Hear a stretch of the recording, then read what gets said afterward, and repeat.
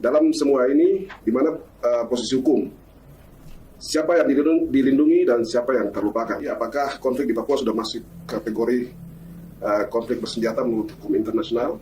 Nah, kondisi di Papua ini kita secara de facto terjadi penggunaan kekuatan bersenjata antara dua pihak tadi. Jadi memenuhi definisi ini. Hello, friends. Welcome to the Manuscript Papua YouTube channel. Here we share information from the grassroots perspective of the people of West Papua, voices that are rarely heard but remain an important part of the nation. Salah satu pertanyaan mendasar dalam memahami konflik di Papua adalah apakah situasi di wilayah tersebut dapat dikategorikan sebagai konflik bersenjata menurut hukum internasional. Dalam kerangka hukum humaniter internasional, dikenal dua bentuk utama konflik bersenjata. Yang pertama adalah konflik bersenjata internasional, yaitu konflik antara dua atau lebih negara. Yang kedua adalah konflik bersenjata non-internasional, yaitu konflik antara aparat negara dan kelompok bersenjata non-negara yang terjadi dalam satu wilayah negara. Untuk dapat disebut sebagai konflik bersenjata non-internasional, terdapat dua kriteria utama yang harus terpenuhi. Pertama, konflik harus menunjukkan tingkat intensitas kekerasan bersenjata yang tinggi dan berkelanjutan, bukan sekadar insiden sporadis atau tindakan kriminal biasa. Kedua, kelompok bersenjata non-negara yang terlibat, seperti Tentara Pembebasan Nasional Papua Barat, TPNPB, harus memiliki struktur organisasi yang memadai, kemampuan untuk melakukan operasi secara berkelanjutan, serta tujuan politik yang jelas. Beberapa organisasi hak asasi manusia dan akademisi, termasuk peneliti, menyatakan bahwa dalam periode dan lokasi tertentu, misalnya di wilayah seperti Nduga, Intan Jaya, dan Puncak, konflik di Papua telah memenuhi kedua kriteria tersebut. Namun, pemerintah Indonesia secara konsisten menolak untuk mengakui klasifikasi ini. Pengakuan terhadap keberadaan konflik bersenjata non-internasional akan secara otomatis mengaktifkan ketentuan hukum humaniter internasional, termasuk kewajiban negara untuk mematuhi prinsip-prinsip perlindungan terhadap warga sipil, prinsip proporsionalitas, serta prinsip pembedaan antara kombatan dan non-kombatan. Selain itu, pengakuan terhadap keberadaan konflik bersenjata non-internasional juga membuka pintu bagi pemantauan dari lembaga internasional seperti Komite Palang Merah Internasional dan Perserikatan Bangsa-Bangsa. Pelabelan kelompok bersenjata di Papua sebagai kelompok kriminal politik, atau sebelumnya sebagai kelompok kriminal bersenjata, memiliki dampak yang signifikan terhadap perlindungan warga sipil. Salah satu dampaknya adalah terjadinya pengaburan status hukum konflik. Dengan menyebut kelompok tersebut sebagai kriminal, negara secara hukum menghindari pengakuan bahwa terdapat konflik bersenjata, sehingga merasa tidak terikat oleh ketentuan hukum humaniter. Akibatnya, operasi militer kerap diposisikan sebagai bagian dari penegakan hukum, bukan sebagai tindakan dalam konteks konflik internal bersenjata. Selain itu, istilah seperti KKP atau separatis seringkali digunakan secara luas dan tanpa kejelasan, sehingga menciptakan stigmatisasi terhadap warga sipil, aktivis, jurnalis, atau siapapun yang bersuara kritis terhadap negara. Dalam praktiknya, orang-orang ini bisa menjadi target penindakan hanya karena dicurigai memiliki keterlibatan atau afiliasi tertentu. Label semacam itu juga berdampak pada akses kemanusiaan dan pengawasan publik, karena negara menyatakan bahwa wilayah tersebut bukan zona konflik, melainkan wilayah operasi keamanan, sehingga akses lembaga kemanusiaan atau media menjadi sangat terbatas. Perubahan nama dan istilah yang digunakan untuk menyebut kelompok perlawanan bersenjata di Papua, mulai dari Organisasi Papua Merdeka, OPM, kemudian menjadi KKB, dan terakhir KKP, bukanlah sekadar variasi kata, melainkan bagian dari strategi politik dan hukum yang lebih luas. Tujuannya antara lain untuk menghindari pengakuan bahwa pihak yang dilabeli memiliki agenda politik atau perjuangan kemerdekaan dengan cara mengkategorikan mereka semata-mata sebagai pelaku kriminal. Selain itu, langkah ini juga dimaksudkan untuk mengendalikan narasi di mata internasional. Jika konflik disebut sebagai perang atau konflik bersenjata, maka akan menarik perhatian dunia internasional, termasuk badan-badan PBB dan organisasi non-pemerintah global. Dengan menyebut mereka kriminal, Indonesia berusaha menutup pintu campur tangan atau pemantauan dari luar. Di sisi lain, pelabelan ini juga memberikan legitimasi bagi negara untuk menggunakan kekuatan di bawah hukum nasional, ketimbang mengikuti standar internasional yang lebih ketat dalam situasi perang. Meski tantangan besar dihadapi, jalan damai untuk Papua sebenarnya masih terbuka. Salah satu pendekatan yang relevan adalah dialog inklusif. Pendekatan seperti ini pernah berhasil diterapkan di Nanggroe Aceh Darussalam, NAD, antara pemerintah Indonesia dan Gerakan Aceh Merdeka, GAM. Untuk Papua, dialog harus melibatkan semua unsur, pemerintah pusat, kelompok bersenjata, tokoh adat, gereja, serta perwakilan masyarakat sipil. Upaya semacam ini telah lama didorong oleh sejumlah aktor lokal, termasuk Jaringan Damai Papua, JDP, dan berbagai gereja di Papua. Namun, dialog yang bermakna tidak bisa terwujud tanpa pengakuan terhadap akar masalah. Selama ini, pendekatan negara terhadap Papua didominasi oleh pertimbangan keamanan, padahal persoalan di Papua juga mencakup dimensi politik, sejarah, pelanggaran hak asasi manusia, serta ketimpangan ekonomi. Selama pendekatan yang diambil masih bersifat represif, kekerasan berpotensi terus meluas. Di samping itu, penting untuk mengakui pelanggaran HAM masa lalu, seperti yang terjadi di Wasior, Wamena, dan Paniai. Tanpa pengakuan dan upaya pemulihan yang serius, sulit bagi negara membangun kepercayaan masyarakat Papua. Dalam konteks ini, pembentukan lembaga seperti Komisi Kebenaran dan Rekonsiliasi, KKR, dapat menjadi jembatan menuju keadilan dan perdamaian, asalkan dijalankan dengan transparan dan kesungguhan politik yang memadai. Secara keseluruhan, konflik di Papua dalam situasi tertentu dapat dikategorikan sebagai konflik bersenjata non-internasional menurut standar hukum internasional. Namun, negara memilih untuk tidak mengakui status tersebut karena konsekuensi hukum dan politik yang ditimbulkannya. Strategi pelabelan yang digunakan justru memperburuk perlindungan terhadap warga sipil dan memperluas ruang bagi tindakan represif. Peluang menuju perdamaian masih ada, tetapi memerlukan keberanian politik untuk berpindah dari pendekatan keamanan menuju pendekatan yang lebih dialogis, adil, dan mengakui hak serta martabat semua pihak yang terlibat. Friends, don't forget to leave a positive comment. Warm greetings from Manuscript Papua, a YouTube channel that shares stories from West Papua. Selamat sore, selamat datang di podcast JBTV. Bersama saya Albert Yomo. Pemirsa di rumah, di episode kali ini kita akan membedah satu topik yang tak hanya penting secara hukum, tapi juga penting secara kemanusiaan. Bagaimana hukum humaniter memandang konflik di Papua dan apakah pendekatan keamanan saat ini membawa kita menuju damai atau justru menjauh darinya? Baru-baru ini kita mendengar label kelompok kriminal politik, aksi bersenjata, pengungsian warga sipil, dan operasi militer yang berlangsung berbulan-bulan. Dalam semua ini, di mana posisi hukum? Siapa yang dilindungi dan siapa yang terlupakan? Untuk menjawab pertanyaan ini, kita hadirkan sosok yang tak asing, Kakak Budi Hernawan, dosen Sekolah Tinggi Filsafat Driyarkara, Jakarta. Selamat sore, Kak Budi. Selamat sore. Terima kasih sudah datang ke podcast Jubi. Terima kasih sudah diundang juga. Ya, pemirsa di rumah, Kakak Budi ini sudah lama mengikuti perkembangan situasi di Papua ya. Bukan hanya dari jauh sebagai akademis, tapi juga dari dekat sebagai pendamping kemanusiaan. Nah, kita akan menggali bersama dari perspektif Kakak Budi, apakah konflik di Papua sudah masuk kategori konflik bersenjata menurut hukum internasional? Apa arti pelabelan KKP dan bagaimana dampaknya terhadap perlindungan sipil? Mungkin Kakak Budi bisa memberikan pandangan. Ya, terima kasih dan pemirsa sekalian. Untuk menjawab pertanyaan itu, saya kira baik untuk kembali kepada apa yang dimaksudkan dengan konflik bersenjata ya. Nah, konflik bersenjata ada rumusan yang secara baku dipakai di tingkat internasional adalah putusan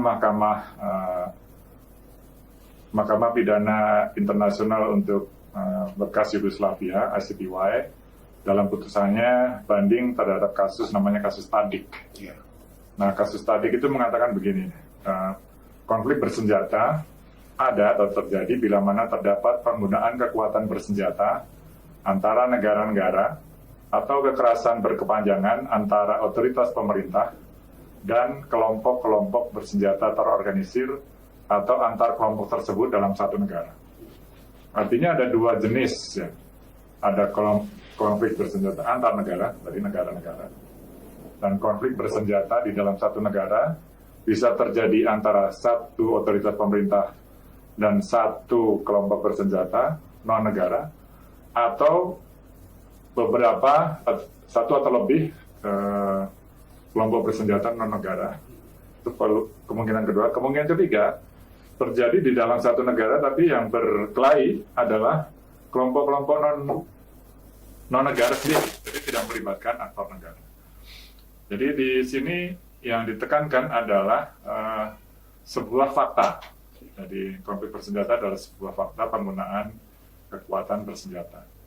Nah, kalau rumusan Komite Palang Merah Internasional secara lebih sederhana mengatakan keadaan permusuhan secara de facto yang tidak bergantung pada ada tindaknya pernyataan perang atau pengakuan adanya perang dari pihak yang bertikai. Jadi ini dua definisi yang perlu kita pegang untuk membicarakan konflik bersenjata. Nah, itu jawabannya. Ya, kalau Pak Budi lihat kondisi di Papua bagaimana? Nah, kondisi di Papua ini kita lihat kan ada kelompok bersenjata non negara dan tentu saja ada otoritas dari negara yang aparat TNI dan kepolisian yang kadang-kadang melakukan operasi bersama. Nah, di sini memenuhi kriteria ini terjadi konflik bersenjata. Karena menurut ICTY atau putusan Mahkamah Pidana Internasional maupun definisi dari ICIC tadi, secara de facto, entah alasannya apa, itu bukan menjadi ranah, tidak menjadi pertimbangan konflik bersenjata atau bukan, tapi secara de facto terjadi penggunaan kekuatan bersenjata antara dua pihak tadi. Jadi memenuhi definisi ini. Lalu langkah apa yang seharusnya diambil oleh negara terhadap ini, situasi ini? Ya, nah di Indonesia ini kan kita baru-baru merevisi atau DPR merevisi Undang-Undang TNI Nomor 3 tahun 2025. Nah di sana salah satu pasal mengatakan soal memberikan presiden di satu-satunya yang diberi kewenangan untuk menentukan operasi militer, satu operasi militer perang dan satu operasi militer selain perang OMSP. Nah, dalam kasus di Tanah Papua ini sudah sepatutnya atas perintah undang-undang presiden perlu menetapkan status hukum operasi militer di Papua itu seperti apa. Menurut Undang-Undang TNI Nomor 3 2005 yang merevisi Undang-Undang TNI 34 2004 ya. Jadi ini langkah pertama untuk menetapkan status hukum operasi militer seperti apa. Kalau dia sudah ditetapkan, maka kita akan bicara lebih lanjut langkah selanjutnya. Tapi sampai hari ini kan di media, teman-teman media dan warga kan selalu mendapat berita ada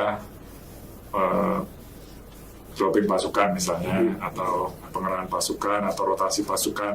Nah ini semua perlu dicek dasar hukumnya seperti apa, karena itu menggunakan anggaran-anggaran negara yang perlu dipertanggungjawabkan ke publik. Seharusnya tadi Pak Budi bilang seharusnya keputusan itu dikeluarkan oleh presiden, tapi tanpa keputusan itu pengerahan pasukan terus terjadi ini. Nah, apa yang seharusnya direspon oleh pimpinan kita di Papua yang melihat situasinya, atau teman-teman yang bergerak di bidang HAM gitu. Ya, warga negara, semua warga negara perlu meminta pertanggungjawaban semua kebijakan negara, tentang kebijakan pendidikan, MBG dan seterusnya kan ya. Karena itu semua menggunakan anggaran negara, bukan uang pribadi.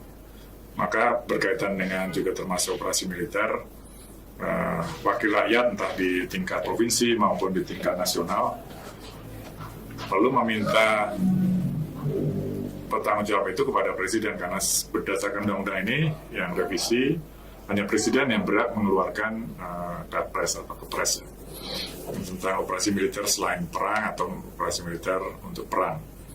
Nah, inilah yang kita perlu mulai angkat di publik, bahwa semua pengerahan sumber daya negara, aparat negara, lembaga negara, itu memiliki kaitan dengan pertanggungjawaban publik dan pertanggungjawaban anggaran. Maka sebagai pembayar pajak, kita ini warga negara berhak mengetahui semua penggunaan anggaran itu untuk apa? Untuk membangun jalan, untuk membangun sekolah, pelayanan publik yang termasuk juga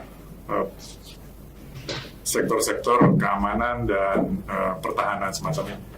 Ada hal-hal yang tidak perlu diketahui oleh publik, misalnya pembelian alutsista, karena itu berkaitan dengan pertahanan negara yang berisiko. Tetapi penggunaan anggaran untuk seperti operasi militer begini sudah sepantasnya diketahui oleh publik, pertama oleh DPR sebagai wakil rakyat, untuk macam-macam hal. Pertama, transparansi anggaran, kedua, legalitas, ketiga juga perlindungan semua pihak, tidak hanya warga sipil, tetapi juga yang jarang kita diskusikan, prajurit-prajurit ini kan memiliki tentara, memiliki keluarga. Nah, ketika mereka mengalami risiko keamanan, apakah risiko pekerjaan seperti pekerja biasa, apakah juga ada jaminan keselamatan bagi mereka untuk keluarga-keluarga? Selain juga kita bicara yang sudah kita diskusikan terhadap warga sipil. Ya, kemudian situasi ini kan menurut beberapa pendapat orang itu ini sudah bukan pendekatan keamanan, tapi pendekatan militer. Tapi semua diam, tidak ada yang bersuara menentang hal ini seperti yang tadi Pak Budi bilang harusnya ini dikeluarkan oleh Presiden selalu. Tapi baik MRP, DPRP, dan seluruh pimpinan di Papua semua diam. Kira-kira apa yang menyebabkan semua diam melihat situasi yang seharusnya mereka bersuara menentang ini, tapi semua diam? Saya kira barangkali ada soal perspektif juga ya. Untuk pemahaman dari segi hukum saja. Ya. Karena kan kita tidak berdiskusi soal status politik atau soal nasionalisme di sini ya. Kita bicara mengenai transparansi dan legalitas. Jadi sudah saatnya para wakil rakyat dan wakil masyarakat adat menggali dari sudut undang-undang yang ada. Ini legislasi yang biasa, yang mengikat semua pejabat, semua lembaga negara, dihasilkan oleh lembaga negara sendiri, dan sudah saatnya mereka berbicara dari segi ini. Baik. Pertanyaan berikutnya, kemudian kan dengar istilah kelompok kriminal politik ini yang dikeluarkan oleh Satgas Damai Kartels. Nah, secara hukum dalam konteks konflik bersenjata ini bagaimana Pak Budi melihatnya? Ya, kalau istilah sendiri kan kelompok kriminal politik. Ya. Pertama itu di ranahnya berarti ranah politik, kemudian hukumnya yang berlaku adalah hukum nasional. Maka kita akan, teman-teman bisa bertanya, rujukan ke KUHP-nya seperti apa? Apakah ada pasal yang mengatur soal kriminal politik? Gitu ya. Secara teknis hukumnya nanti teman-teman pengacara dan ahli hukum juga publik perlu memperjelas ini apa? Istilah ini dasar hukumnya apa? Kembali ke situ. Kalau ada dasar hukumnya dari KUHP ya memang tugas polisi kan untuk menegakkan hukum. Kalau tidak ada berarti ini bukan wilayah hukum lagi. Nah, bisa ditanyakan dasar hukumnya apa? Kalau bukan di KUHP lalu punya dasar hukum apa? Itu satu. Lalu yang kedua, kalau kita masukkan ke dalam hukum humaniter, tidak dikenal istilah itu. Dalam hukum humaniter hanya dikenal kelompok bersenjata negara atau tentara negara dan kelompok bersenjata non-negara. Di luar hal itu, apakah dia motivasi berkonflik seperti apa, bukan ranah hukum humaniter. Maka itu di luar ranah hukum humaniter. Ya. Dari pendapat penasihat pengacara hukum internasional mengatakan bahwa ini sudah masuk ranah hukum humaniter karena polisi menggunakan istilah KKP juga itu tidak ada dasar hukumnya. Jadi kira-kira apa yang harus dilakukan ini? Karena ini bukan ranah hukum humaniter, maka teman-teman pengacara atau ahli hukum perlu mempertanyakan dan membawa ke ranah hukum saja. Lembaga-lembaga seperti DPRP, MRP, atau DPR Pusat juga punya kewajiban untuk mewakili suara publik, menanyakan ini dasar hukumnya apa kalau KUHP, karena kita kan dasar hukumnya hukum nasional KUHP untuk kriminal kan, kita hukum pidana. Nah ini kan kriminal jatuhnya ke pidana, bukan perdata. Nah rujukan kriminal politik ini di KUHP seperti apa? Silakan Satgas Damai memperjelas kepada publik, dan publik wajib bertanya karena uang publik itulah yang dipakai untuk pekerjaan Satgas Damai Papua dan juga uang-uang untuk kegiatan Pemda dan seterusnya. Jadi publik punya hak dan baik untuk bertanya ke sana. Ya.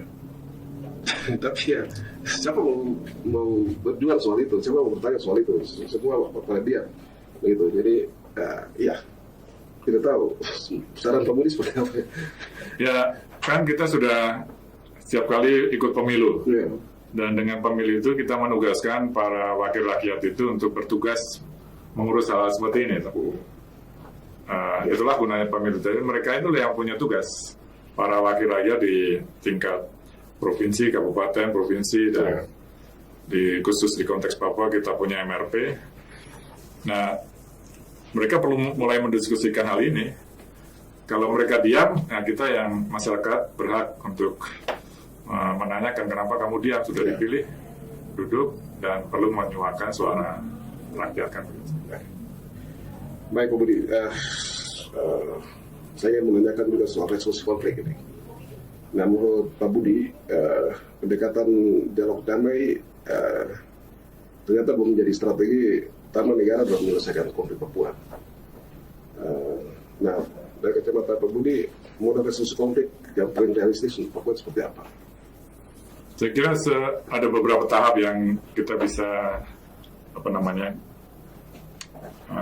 kita bisa ajukan sebagai argumen. Langkah pertama adalah menghentikan tingkat kekerasan, menghentikan konflik bersenjatanya dulu, atau bukan meregulasi, tapi mengatur konflik bersenjata ini dengan tadi langkah pertama adalah menetapkan status hukum operasi militer. Yang kedua, secara de facto hukum humaniter berlaku di Papua karena ada secara de facto ada pihak yang berkonflik menggunakan kekuatan senjata. Nah, setelah tahap paling dasar ini ditata, maka tahap berikutnya adalah meminimalisir, kalau bisa sampai menghentikan tindakan konflik bersenjata tadi dengan sebuah perundingan. Nah, seperti yang kita ikuti hari-hari ini adalah Kamboja dengan Thailand. Nah, mereka bersepakat untuk gencatan senjata dan berunding. Nah, sebelum sampai di sana, kedua belah pihak harus bersepakat dulu untuk menghentikan tindak kekerasan bersenjatanya dulu. Dari situ kemudian maju lagi sampai dengan dari gencatan senjata, perundingan damai, dan seterusnya. Tapi langkah pertama harus legalitasnya dulu ditetapkan seperti apa. Baik, terima kasih. Nah, ini pertanyaan terakhir Pak Budi ya.